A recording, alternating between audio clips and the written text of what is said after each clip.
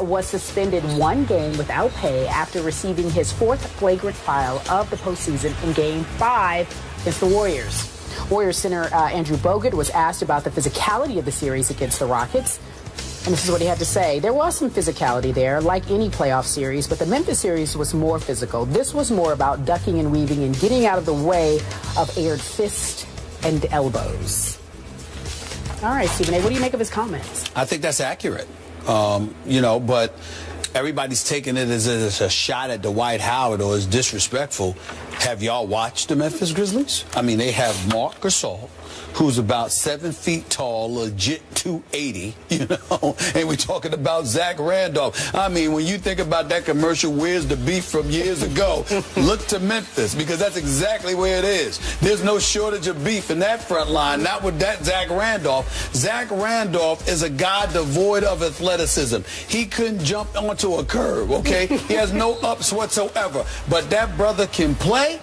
And the primary reason he can play is because he loves to bang. That's what he does. That's who he is. There is no shortage of physicality when it comes to Zach Randolph. He's just leaning on you, just elbowing you, just jumping into you. I mean, he's doing everything. And then after that, I mean, when you're going to the locker room, he might bump into you walking to the locker room. That's just who he is. Right. So when you go against guys like that, and then you're going up against Dwight Howard, who's big, who's muscular, but not so big compared to those guys because they're 7 feet, they're 6'11", they're 6'10", they're 260, 270. You're talking about a guy like Dwight Howard that's right around his size. You got to remember, Dwight Howard without shoes is 6'9". Dwight Howard is not, I mean, he's really a center in a power forward's body. The reason why he's played the 5 throughout his career is because of his athleticism, his ability to run up and down the floor, and more importantly, his ability to rebound and block shots. So that's why you have him at that position, because that's where his potential could be maximized. But Dwight Howard isn't really that big of a dude compared to the other guys, and his game doesn't entail banging because of it. And it's just that simple. So I don't think that Andrew Bogut was wrong in what he was saying. Actually, I thought that the Australian was quite accurate, if I may add. The flip side. Is that your Australian accent? No, it is not. No, it is not. Yes, But I don't know what it was.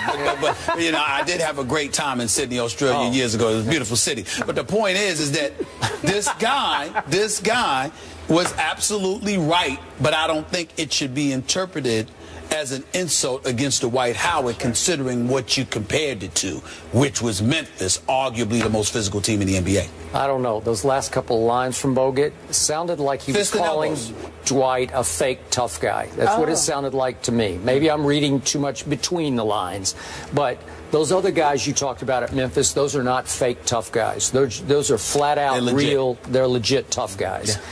And you look at Dwight, and I get you with no shoes. He's 6'9", plays at 6, what? You give him 11 in shoes, maybe? Yes. Those shoulders look like Greek god shoulders. Yep. Like it looks like he could do more damage with his body than he ultimately is able to do, even though his numbers are always very good. His double-double numbers are great. But listen, Bogut still doesn't get enough credit. He's the only guy they have that does the dirty work down low. He is their 1 7-footer, although Festus Ezeli, my guy from Vanderbilt, comes in and he's looking good, Skip. He could be an X factor. Yeah, he could be an X factor in these finals. But when you look at the NBA's #1 defense in efficiency this year, the Golden State Warriors, Bogut missed 15 games this year. Yep. When he was off the floor, they gave up 105.5 points a game. In the games he played, they gave up 98.6. Well, that's a big swing right there. And it's about rim protection, because Draymond is listed at 6'7". I don't even know what is he right in that ballpark. He's not a huge guy, and Spates hasn't been able to play. He's listed at 6'10". He might be able to play starting with game 1, so maybe that'll be a big addition. Harrison Barnes is 6'8". David Lee hasn't played very much. Looks like he put on a couple pounds. Yeah, that's just me. David Lee? Yeah, that's what's sitting on the bench. I know he's been sitting on the bench, but he's listed at 6'9". My point is, this isn't a towering basketball team here, except for the Australian, who's a legit 7-footer. who can get a little nasty down low. Yes, he can. And they need that. Yes. And he will protect that rim. Well, he's no scrub. Yeah. It's just that the best ability is availability. And obviously, in the last 3 years or so, it was questionable about him, and I stand by what I said. So that's why you called him bogus. That's right. Right? Not because he couldn't play. Okay. It was because he wouldn't play. You understand? But or couldn't play. Well, I mean, he says couldn't, but, you know, listen, hurt, injury, there are debates. Okay. Now, you can sit there and think as the coach. I know players, too, and I know what players said, but they obviously have respect for his skill and his ability, and the fact that he's doing a good job for them in these playoffs. He's formidable, and he's a formidable presence. But let's get back to Dwight Howard for a second. To piggyback off your point, here's where Dwight Howard gets knocked, and it gives those statements by the Andrew Boguts and others of the world validity about him. You lose in Game 5 of the Western Conference Finals. You've been in the league for 10 years. You've made one visit to a finals. You've never won a championship. And you look at people with the straightest, most serious face you can muster, and you say, I'm a winner.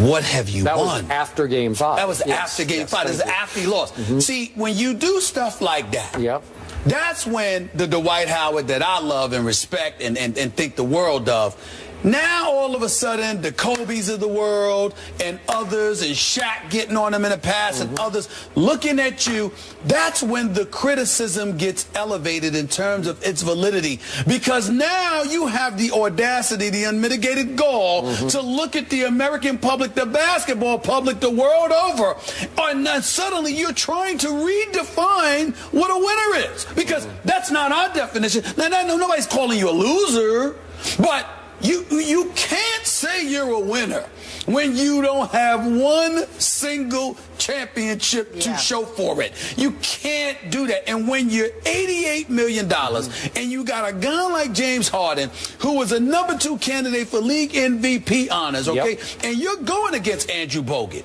You're going against Andrew Bogut. 18.16 rebounds, 4 blocks. They're respectable, but you ain't paid $88 million to be respectable. You're paid $88 million to be great. And you just can't look at the public and go, I'm a winner. Because now we're like this. You see, that's the problem right there. That's what they were talking about. Because how in God's name are you calling yourself a winner and you going home? You literally in the arena watching the other team celebrate because they going to the finals, and you say, I'm a winner. No. The dudes down the hallway with their press conferences with the winners. I mean, come on. Come on. Wouldn't you agree? Big picture on Dwight. He has never been able to live up to the expectations inspired by his physique, his presence, what you see, You know what? I used to try to fend that off because of who you're going up against, but I can't anymore. The fact of the matter is that Dwight, even with his quotes in the postseason, you know, having fun, the affable atmosphere, the personality, or whatever, at some point in time, bro, you got to look in the mirror and ask yourself, how's that working for you? You know, try getting big and nasty. Try being nasty. Try having an attitude. Try being unpleasant. Try doing because you need to, he's got to learn to truly, truly hate losing. And you got to, and no more importantly, you got to sit back and go like this. I'm a loser today. I don't like this feeling. Because if you convince yourself that you're a winner when you were losing, where's the priority to win if you already think you're a winner? We know you're not. And remember, winning isn't defined by getting cheap shot technical fouls. And he got, what, 4? Well, I mean, you down there banging and elbows. So I don't blame him as much as I blame the league for its soft tendencies these days, calling everything. But I will point the finger at him in terms of, you don't get to tell us you're a winner when you've never won. I will bet you can't do that. If you gave Steph and Clay a choice, they would take Bogut over Dwight. You think so? All right. Well, I believe that. Speaking of Bogut, he said last year he was trying to get the Warriors to sign fellow Aussie Matthew Dellavedova, but there was no time and no space on said roster. That's just kinship and patriotism. That's all that's about. How you going to sit there and tell the Warriors, you got to sign this guy? I got Steph Curry and Klay Thompson, but we've got to sign this guy. Really? Really? You think you trying to tell me? Listen, I like Matthew Dellavedova. You trying to tell me you want him over Sean Livingston? Maybe over Barbosa? Well, maybe, but come on now. I mean, it's not like it's a priority to get another guard when you got Steph Curry, you don't need and Klay Thompson. Not after your Golden State. Let's stop that. James Harden adds they need one more playmaker on the Rockets if, in fact, they want to be winners. As He's right. Said, He's right about that. Coming up next, we're talking about Brandon Marshall. He gets a new contract. What does that mean for him and the Jets? That is the debate. On the other side of the break, we'll be right back in just a few moments. We've got about how much time left before we get